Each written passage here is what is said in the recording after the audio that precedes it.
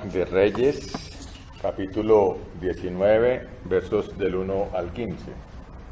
Acab le contó a Jezabel todo lo que Elías había hecho y cómo había matado a todos los profetas a filo de espada. Entonces Jezabel envió un mensajero a que le dijera a Elías: que los dioses me castiguen sin piedad, si mañana a esta hora no te he quitado la vida como tú se la quitaste a ellos. Elías se asustó, huyó para ponerse a salvo. Cuando llegó a Berseba de Judá, dejó allí a su criado y caminó todo un día por el desierto. Llegó a donde había un arbusto y se sentó a su sombra con ganas de morirse. Estoy harto, Señor, protestó. Quítame la vida, pues no soy mejor que mis antepasados. Luego se acostó debajo del arbusto y se quedó dormido. De repente, un ángel lo tocó y le dijo: levántate y come. Elías miró a su alrededor y vio a su cabecera un panecillo cocido sobre carbones calientes y un jarro de agua. Comió y bebió y volvió a acostarse. El ángel del Señor regresó y tocándolo le dijo: levántate y come, porque te espera un largo viaje. Elías se levantó y comió y bebió. Una vez fortalecido por aquella comida, viajó 40 días y 40 noches hasta que llegó a Horeb, el monte de Dios. Allí pasó la noche en una cueva. Más tarde, la palabra del Señor vino a él. ¿Qué haces aquí, Elías?, le preguntó. Me consume mi amor por ti, Señor Dios Todopoderoso, respondió él. Los israelitas han rechazado tu pacto, han derribado tus altares y a tus profetas los han matado a filo de espada. Yo soy el único que ha quedado con vida y ahora quieren matarme a mí también. El Señor le ordenó: sal y preséntate ante mí en la montaña, porque estoy a punto de pasar por allí. Como heraldo del Señor, vino un viento recio, tan violento, que partió las montañas e hizo añicos las rocas. Pero el Señor no estaba en el viento. Al viento lo siguió un terremoto, pero el Señor tampoco estaba en el terremoto. Tras el terremoto vino un fuego, pero el Señor tampoco estaba en el fuego. Y después del fuego vino un suave murmullo. Cuando Elías lo oyó, se cubrió el rostro con el manto y saliendo se puso a la entrada de la cueva. Entonces oyó una voz que le dijo: ¿qué haces aquí, Elías? Él respondió: me consume mi amor por ti, Señor Dios Todopoderoso. Los israelitas han rechazado tu pacto, han derribado tus altares y a tus profetas los han matado a filo de espada. Yo soy el único que ha quedado con vida y ahora quieren matarme a mí también. El Señor le dijo: regresa por el mismo camino y ve al desierto de Damasco. Cuando llegues allá, unge a Hazael como rey de Siria. Esta es palabra de Dios. Salmo 43. Hazme justicia, oh Dios, defiende mi causa frente a esta nación limpia, líbrame de gente mentirosa y perversa. Tú eres mi Dios y mi fortaleza. ¿Por qué me has rechazado? ¿Por qué debo andar de luto y oprimido por el enemigo? Envía tu luz y tu verdad, que ellas me guíen a tu monte santo, que me lleven al lugar donde tú habitas. Llegaré entonces al altar de Dios, del Dios de mi alegría y mi deleite. Y allí, oh Dios, mi Dios, te alabaré al son del arpa. ¿Por qué voy a inquietarme? ¿Por qué me voy a angustiar? En Dios pondré mi esperanza y todavía lo alabaré. Él es mi Salvador y mi Dios. Es palabra de Dios. Vamos al Evangelio del día de hoy, que es Lucas 8, del 26 al 39. Navegaron hasta la región de los Garasenos, si es Gadarenos, que está al otro lado del lago frente a Galilea. Al desembarcar Jesús, un endemoniado que venía del pueblo le salió al encuentro. Hacía mucho tiempo que este hombre no se vestía, tampoco vivía en una casa, sino en los sepulcros. Cuando vio a Jesús, dio un grito y se arrojó a sus pies. Entonces exclamó con fuerza: ¿Por qué te entrometes, Jesús, Hijo del Dios Altísimo? Te ruego que no me atormentes. Es que Jesús le había ordenado al espíritu maligno que saliera del hombre. Se había apoderado de él muchas veces, y aunque le sujetaban los pies y las manos con cadenas, y lo mantenían bajo custodia, rompía las cadenas, y el demonio lo arrastraba a lugares solitarios. ¿Cómo te llamas?, le preguntó Jesús. Legión, respondió, ya que habían entrado en él muchos demonios. Y estos le suplicaban a Jesús que no los mandara al abismo. Como había una manada grande de cerdos paciendo en la colina, le rogaron a Jesús que los dejara entrar en ellos. Así que él les dio permiso. Y cuando los demonios salieron del hombre, entraron en los cerdos y la manada se precipitó al lago por el despeñadero y se ahogó. Al ver lo sucedido, los que cuidaban los cerdos huyeron y dieron la noticia en el pueblo y por los campos, y la gente salió a ver qué había pasado.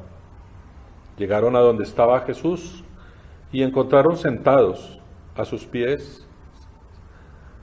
al hombre de quien había salido los demonios. Cuando lo vieron vestido y en su sano juicio, tuvieron miedo.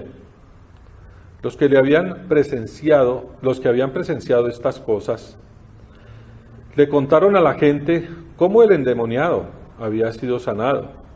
Entonces la gente de la región de los Gadarenos le pidió a Jesús que se fuera de allí, porque les había entrado mucho miedo. Así que él subió a la barca para irse.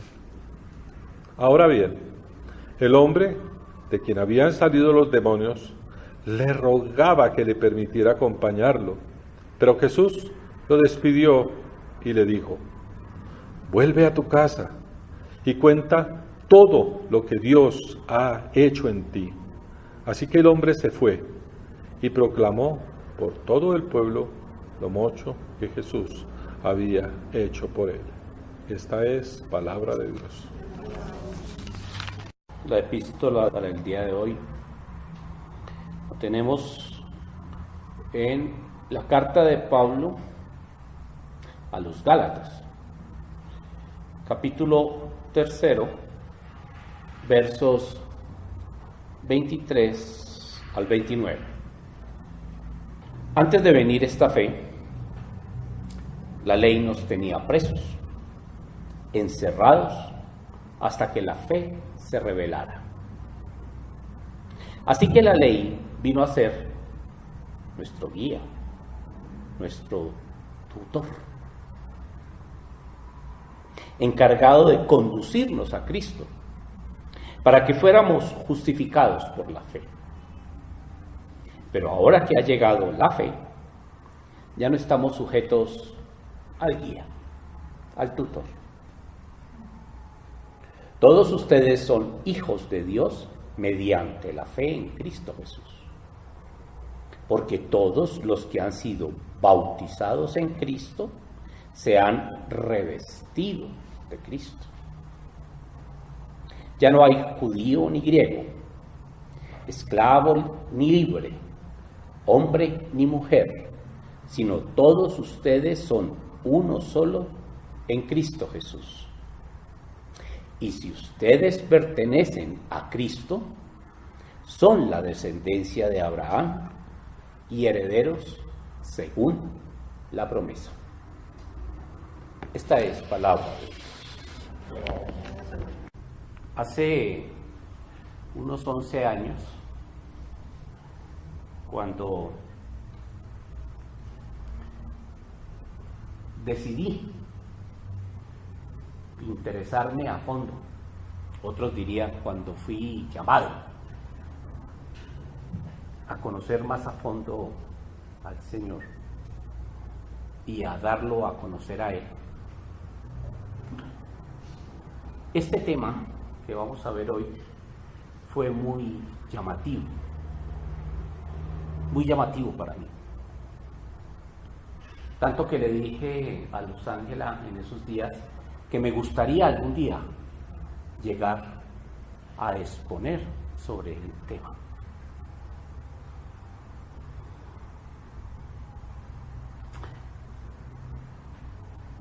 Y me parece muy interesante porque había tomado la decisión hoy de hacer mi última exposición. Entro ya en una época en la cual, por lo menos por un tiempo, no voy a volver a exponer más.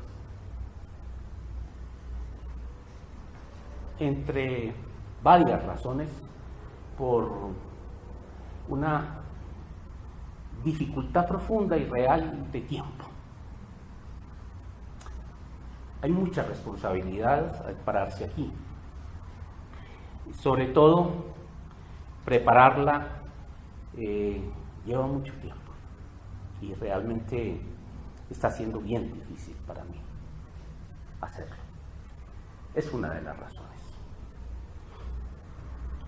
Entonces, curiosamente, que sea el último día que lo haga sobre el tema que hace 11 años quería tener, me parece, como dirían algunos, llamado de Dios.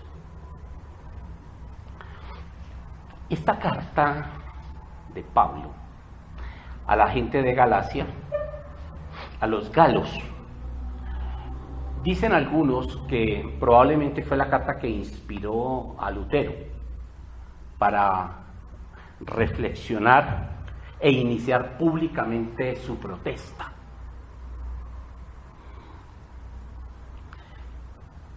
Y la razón de fondo, dicen ellos, es porque la fuerza de esta carta radica en el concepto de la gracia,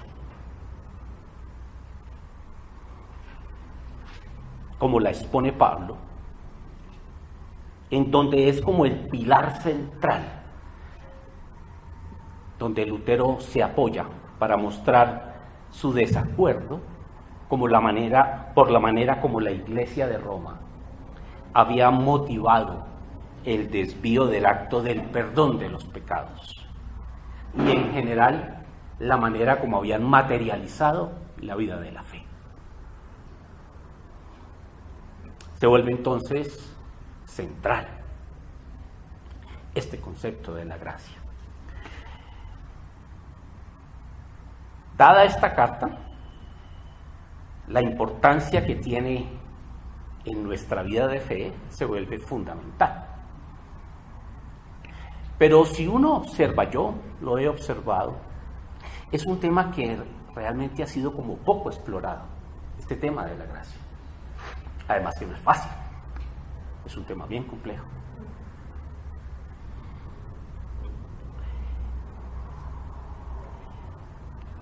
Y no solo por la complejidad, sino por lo que mencionaba hace un momento del tema del tiempo.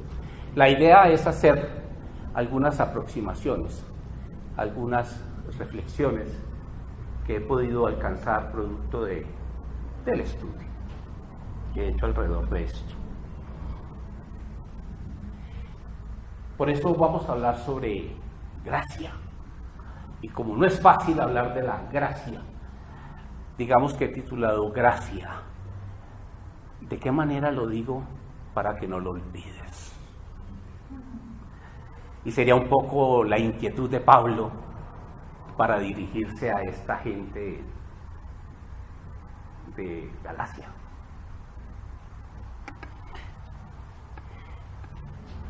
Galacia está ubicada o estaba ubicada en la parte más oriental de lo que hoy en día conocemos como Turquía.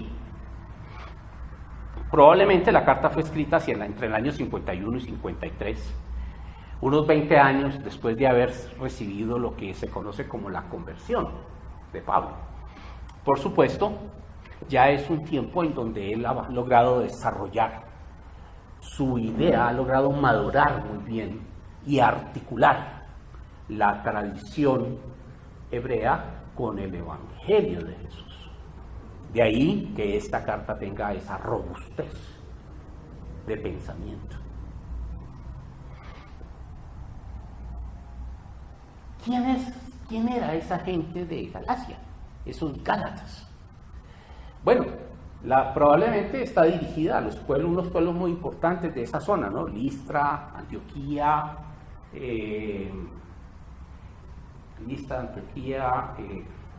Colosas, toda esa región, una región muy especial.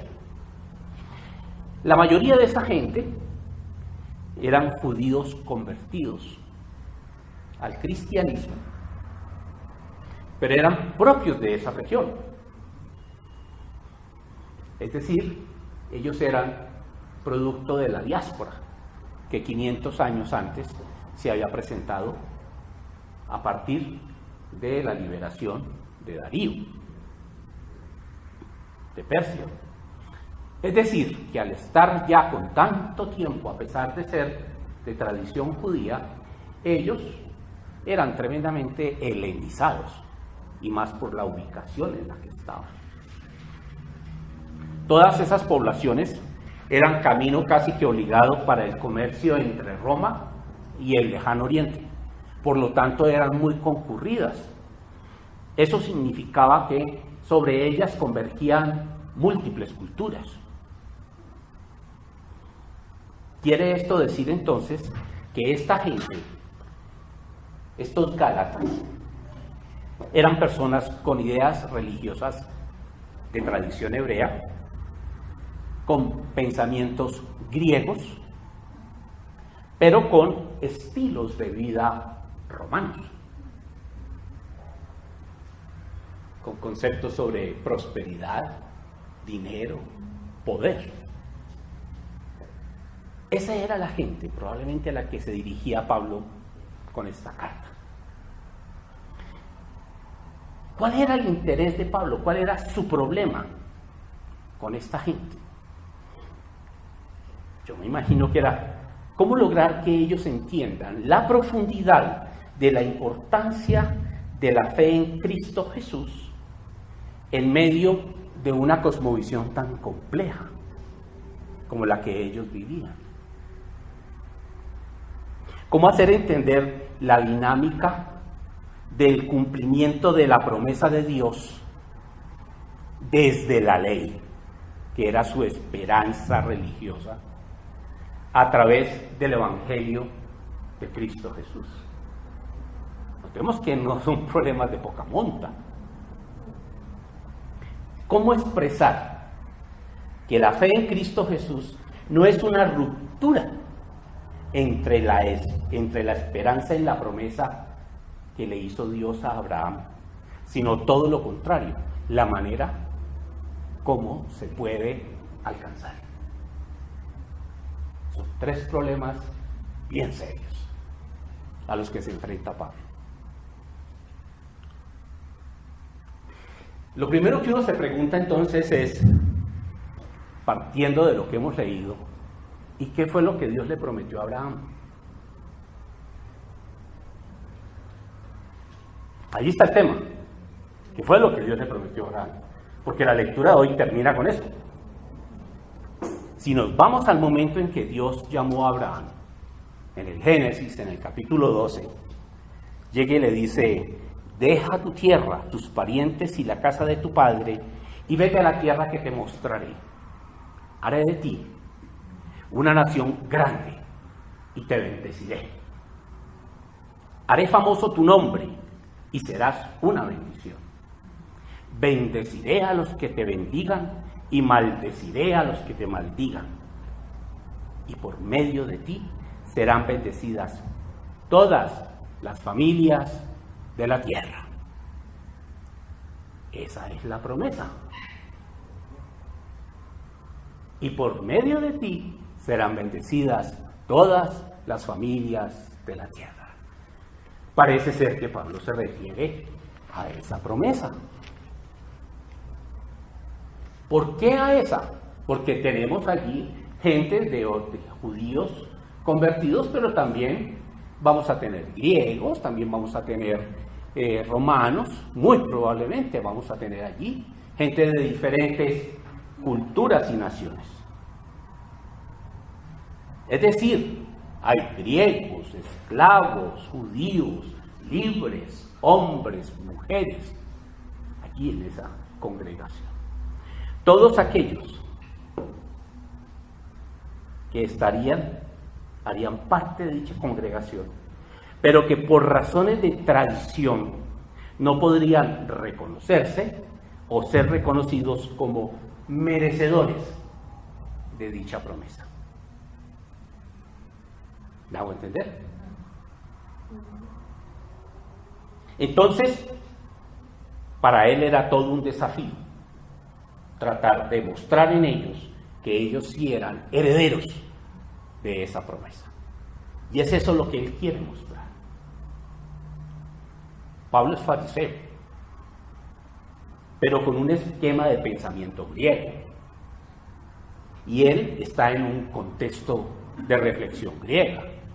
O sea, la retórica hace parte del ejercicio de Pablo. Es decir, logra producir reflexiones y discurso netamente judíos, pero de una manera que pueda ser entendidos por personas acostumbradas a la retórica griega, al manejo de sus silogismos. Y lo que hace no es más que utilizar estos silogismos para mostrar la validez del Evangelio de Cristo Jesús en todo este contexto. Tremendo desafío. Tratemos de concretar ese desafío entonces. Desde la óptica judía, ¿cuál era su razonamiento? El ser humano es pecado, es pecador, por eso está la ley.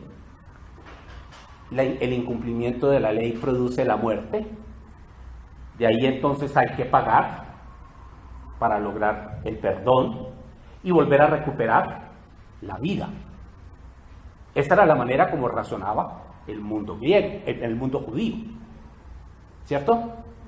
En conclusión, producto de la naturaleza humana en la mente de esos judíos, nunca se podría alcanzar la promesa de Dios, porque siempre se peca. Luego, nunca se puede alcanzar. Y de hecho, cuando leemos los evangelios y leemos a Jesús en su caminar, encontramos una gente que no tiene esperanza. Son desesperanzados. Por eso es que Jesús trabaja con ellos, con los enfermos directamente, con aquellos que la sociedad considera tremendamente pecadores, porque no tienen esperanza de volver a recuperar la vida, la presencia ante Dios. Así lo veía el mundo judío. La otra opción es que con la fe en Jesús, la manera de ver ahora la situación es que la ley ya no es el pecado lo que produce la ley, sino la ley lo que produce el pecado. ¿Cierto? Lo plantea Pablo en esta carta. Él dice, es la ley la que hace caer en la cuenta del pecado. Y eso produce una muerte. Pero por esa muerte ya está en Jesús. Y esa muerte de Jesús produce el perdón. y volver a recuperar la vida. Entonces hay una diferencia, hay un cambio en la forma como hace el silogismo, desde la óptica judía a la óptica como Pablo lo está planteando ya de la manera de Jesús. Desde este punto de vista sería, si crees, es decir, si tienes fe que este Jesús es Cristo, y si sigues sus mandatos, sus enseñanzas, que Él ya pagó, esto es un regalo. No tienes que pagar tú, ya Él pagó. Y es un regalo, tú no tienes que pagar por ello. En conclusión, si Cristo ya murió por eso, y tú crees que Él es el Cristo de Dios, y tú sigues sus enseñanzas, Dios te acepta, o sea, te justifica. Y por lo tanto, tu transgresión ha sido perdonada. Para esta gente de Galacia, podía ser prácticamente entendible. Era un silogismo muy lógico a la vida de ellos. Pero para los judíos no. Era mucho más difícil entenderlo. ¿Cómo hace entonces Pablo para que ellos logren entender a fondo estas ideas que no son fáciles de discernir? Dice, utiliza una figura muy hermosa. En el mundo griego había un señor que era bastante usado en esa época en las familias, que se llamaba el paidagogos. Ese señor es lo que aquí, en español, lo traducimos como el tutor, como el guía. Ese señor era generalmente un anciano y era de confianza de la familia. Él era, generalmente tenía un buen carácter, ya por la edad. Estaba a cargo del bienestar moral de los niños. Y era su deber el comprobar que adquiriera esos niños las cualidades esenciales de la verdadera hombría. Tenía una obligación concreta, todos los días tenía que llevar al niño a la escuela y luego recogerle y llevarlo a la casa. Esa era su tarea fundamental. Él no era el maestro. Tenía solo la tarea de llevarlo hasta la escuela y ponerlo en manos del maestro y volver y traerlo a la casa. Él no intervenía, por lo tanto, en la enseñanza del niño. Eso, decía Pablo, ese paidagogos, es parecido a lo que hasta ahora venía siendo la ley. Esa ley se portaba como un paidagogos y tenía como propósito conducir las personas a Cristo. No podía llevarle a la presencia de Cristo, pero podía llevarle a una posición desde la que pudiera entrar a la presencia de Cristo. Era la función de la ley conducir la persona a Cristo, mostrándole que por sí misma la persona era incapaz de guardar esa ley. Sé que está siendo un poquito complicado, pero si nos devolvemos al pensamiento judío, eso era lo que pasaba. Recordemos que el judío pensaba que él no estaba en capacidad de cumplir la ley, por eso no tenía esperanza. ¿Ya? Pero la ley, desde el punto de vista de Pablo, a partir de Cristo Jesús, decía, ya le encontramos cuál es el sentido a la ley, que era que la gente tuviera claro cuál era su condición de pecador y de esa manera pudiera llegar hasta la presencia de Cristo Jesús. Y allí, en esa presencia de Cristo Jesús, ya su condición cambiaba. Esa era la manera como él lo exponía. Todos ustedes, ya. Pero una vez que la persona ya había llegado a Cristo, ya no necesitaba la ley. Porque ya no dependía de la ley, sino que dependía de la gracia. Es decir, del regalo. ¿Cuál regalo? Del regalo de la muerte de Jesús. Ya usted no tiene que morir. Ya Jesús lo hizo por usted. Y al hacerlo Jesús, ese regalo que usted recibe, por esa fe que usted tiene en Él, le permite ser ya aceptado, justificado por Dios. Y allí se cerraba el silogismo. De esa manera fue más fácil para entender a esa gente la diferencia o el aporte de Cristo Jesús en su vida de fe. Y entonces ya para ellos era más fácil entender que es posible volver a tener esperanza. Y por eso es un evangelio. Por eso es una buena nueva. Continúa diciendo, todos ustedes que han sido bautizados en Cristo se han revestido de Cristo. ¿Eso qué significaba? ¿Por qué usa esa frase, Pablo? Bueno, allí hay dos alegorías que vale la pena resaltar. El bautismo era un rito judío. Eso no existía en el esquema griego. Era un rito judío. Si un hombre quería aceptar la fe judía, un hombre pagano quería aceptar la fe judía, tenía que hacer tres cosas. Tenía que circuncidarse, ofrecer un sacrificio y bautizarse. ¿Cómo era el ejercicio? Bueno, la circuncisión es clara, el sacrificio también. ¿Cómo era el bautismo? El bautismo era una ceremonia cuyo propósito era limpiarse de la contaminación que traía de una vida no judía.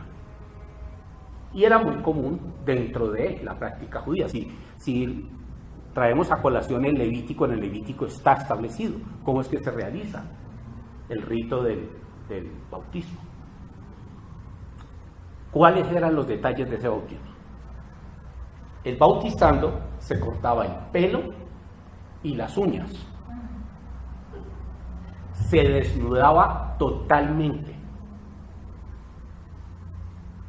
Y utilizaban el baño bautismal, le introducían en una tina donde le metían unas 40, se llamaban seas, es decir, hoy unos 300 litros de agua. Bastanticos, ¿no? Y el agua, cuando la persona se sumergía, tenía que tocar todas las partes del cuerpo. Una vez había hecho eso, hacía su confesión de fe ante 3 testigos, es decir, padrinos, que daban testimonio de su confesión de fe. Y mientras permanecía en el agua, le leían partes de la ley, le daban palabras de aliento y se le impartían bendiciones. Ese era el rito. Cuando salía del agua, ya era un miembro del pueblo judío. Había entrado en la fe judía mediante el bautismo. Era fe. Era fe. Ahora bien, eso era la tradición. El bautismo cristiano tiene unas pequeñas variaciones. Los cristianos primitivos consideraban el bautismo como algo que producía una unión real con Cristo. Real. O sea, el que se bautizaba en esa fe realmente se unía a Cristo en cuerpo, alma y espíritu. Pero recordemos que para el judío ellos no tenían esa diferencia, eso era una unidad íntegra. Pero para el griego sí. El griego sí tiene una diferencia. Entonces, en una situación como la que estaba Pablo, en donde lo que estaban haciendo era misión de toda esta gente, lógicamente cuando el que llegaba a obligar esta fe en Cristo Jesús, pues era fundamentalmente un pagano. Y ese pagano tenía que introducirse todo, pero ya no para abrigar la fe judía, sino para abrigar la fe en Cristo Jesús. Pero la fe en Cristo Jesús la tomaba como una gracia, un regalo que le permitía, sin tener que pagar él, porque ya Cristo pagó, la posibilidad de ser justificado, aceptado por Dios. Era una belleza la presentación. Y era a la luz de un pensamiento griego completamente coherente, lógico, lo que estaba sucediendo.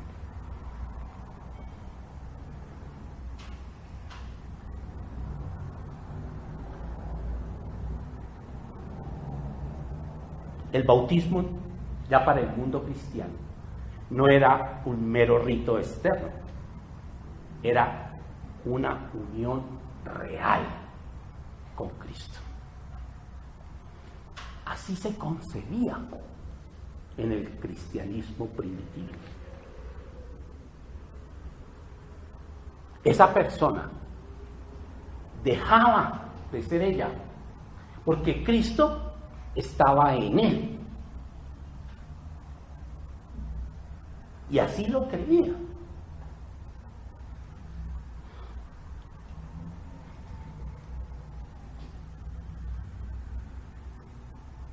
En este tipo de bautismo ya no estaba desnudo, como en el rito judío. Ya la persona usaba una túnica blanca para mostrar la pureza con la que estaría revestido. Y en esa pureza se representaba, en esa túnica blanca, se representaba la llegada de Cristo, la unión con Cristo. Entonces, ponerse la túnica blanca significaba que que yo me revisto de Cristo. Entonces, para ellos todo jugaba alrededor de ese revestimiento. Por eso, cuando Pablo les habla de esa manera, ellos entienden. Ok, de esto es de lo que se trata. El resultado, entonces, era que en esa iglesia, quien hiciera eso, ya no sería ni griego, ni judío, ni esclavo, ni hombre, ni mujer. Porque todos estaban revestidos con la túnica blanca que simbolizaba la unión con Cristo. Y todos serían lo mismo. Eso para el que viniera del mundo pagano. Pero para el que venía del mundo judío tenía una connotación un poco diferente. Ellos tenían una oración. Los judíos tenían una oración que rezaban en la mañana, en donde le daban gracias a Dios. Oiga bien, le daban gracias a Dios, le decían algo así: gracias, Señor, porque tú no me has hecho ni un gentil, ni un esclavo, ni una mujer.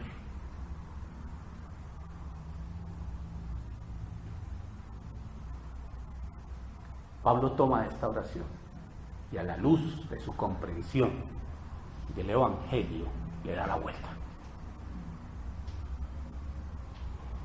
Las viejas distinciones han desaparecido. Ya en el nuevo pacto, en el Nuevo Testamento, ya no existe eso. Ya todos estamos revestidos por Cristo Jesús. Y somos uno.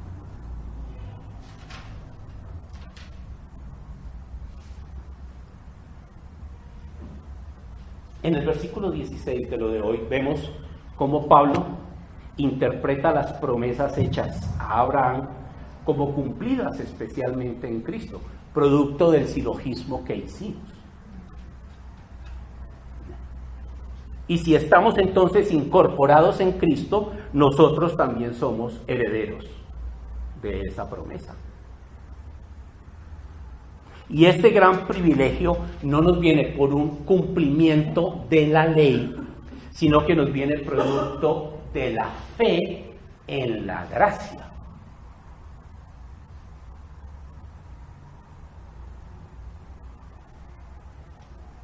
Solo una cosa puede borrar las diferencias. Solo una cosa. La fe en que Cristo Jesús, al morir en la cruz, nos dio ese regalo. Y ese regalo de Cristo Jesús, Dios permite que Dios nos acepte, nos justifique en nosotros. Hermoso, ¿cierto? Claro que para los Gálatas, cuando ellos logran ver esto, logran entender la magnitud del Evangelio de Jesús. Y ya logran entender cómo realmente hay una diferencia entre mirar mi vida a partir de la ley o mi vida a partir de la gracia. Es diferente. Y esta es la gran incorporación de este concepto. Y al creerlo de esta manera, y al creer que estoy revestido de Cristo Jesús, ¿qué pasa conmigo? Que soy como Cristo Jesús. Y al ser como Cristo Jesús, he sido justificado por Dios. Y tengo la herencia que Dios le prometió a Abraham de ser bendecido. Pura lógica, ¿cierto? Pura lógica. Y era la manera como Pablo se podía expresar delante de esta gente que tenía pensamiento griego, a pesar de tener algunos de ellos tradición judía. Así se veía en esa época. Hoy en día ya tenemos una situación un poco diferente. Hay un tema subyacente aquí detrás de eso. Y es,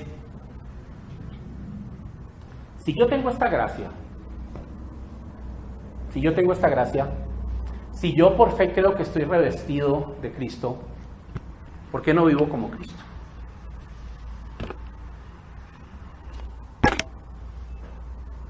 ¿Por qué me sigo considerando un pecador? Es decir, en el fondo sigo considerándome bajo la tradición judía. Ha habido varias elucubraciones alrededor de esto y un poco reflexiones de algunos, y yo me aproximo bastante a esa idea. Es que la razón de fondo es que creemos que Dios nos ha perdonado, pero nosotros no nos hemos perdonado a nosotros mismos. Y mientras no nos perdonemos a nosotros mismos, no nos sentimos con el derecho a hacer uso de la gracia. Y por lo tanto, no nos sentimos que estamos revestidos por Cristo.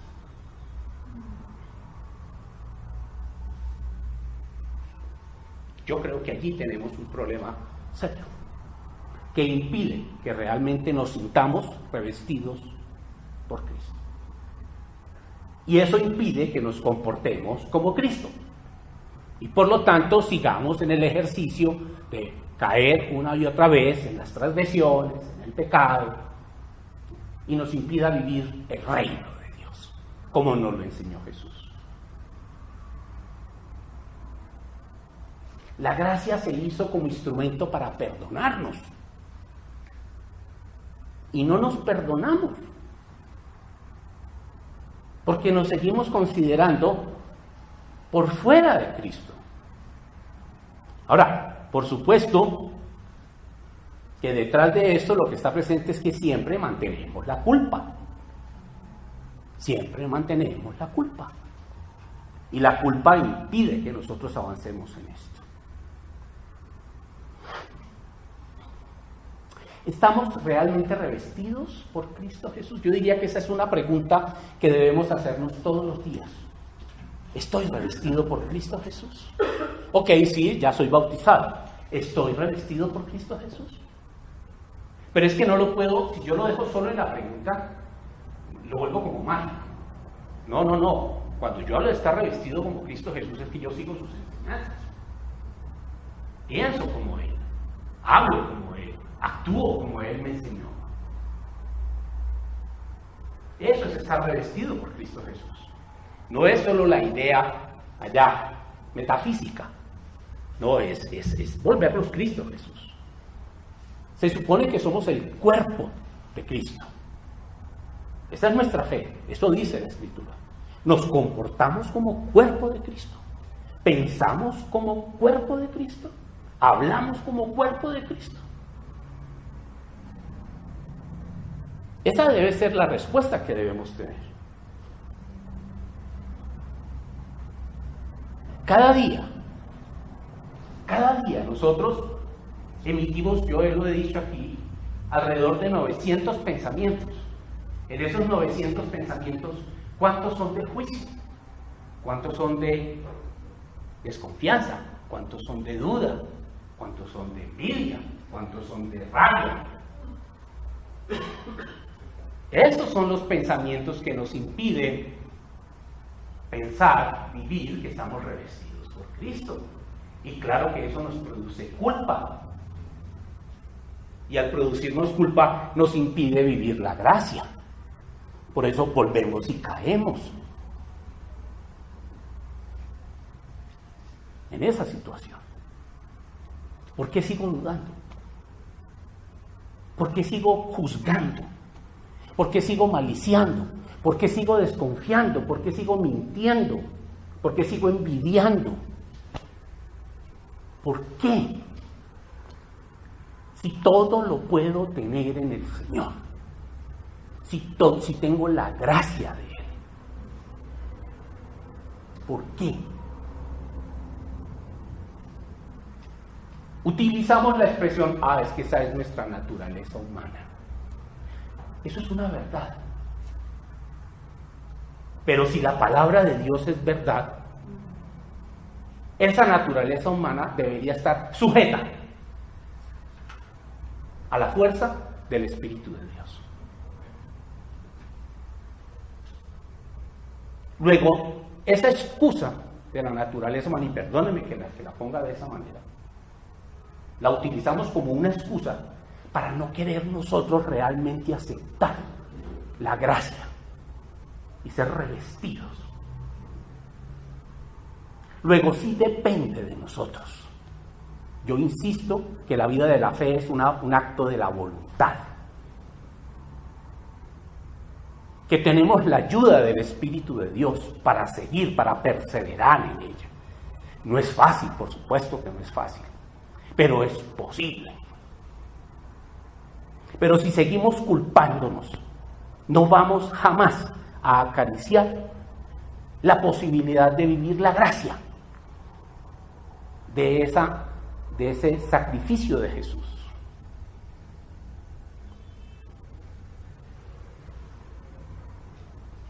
Cristo Jesús me ha dado la gracia, el regalo de poder ser aceptado, justificado por Dios.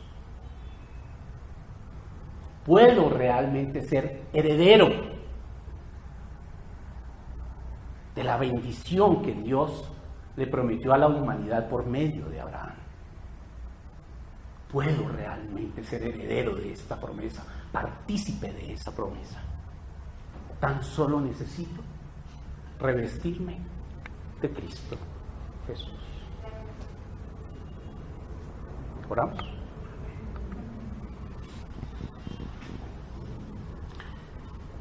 Señor,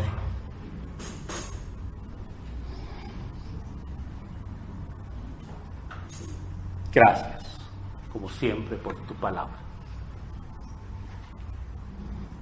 Gracias, Señor, por la presencia de tu Espíritu Santo en nuestra vida, que nos permite ver y entender la maravilla, la profundidad, pero sobre todo la verdad de vivir tu fe. Ayúdanos, Señor. Ayúdanos a que cada día podamos revestirnos más de Cristo Jesús y vivir la gracia de su sacrificio para tener la convicción plena que hemos sido aceptados por ti y vivir tu reino.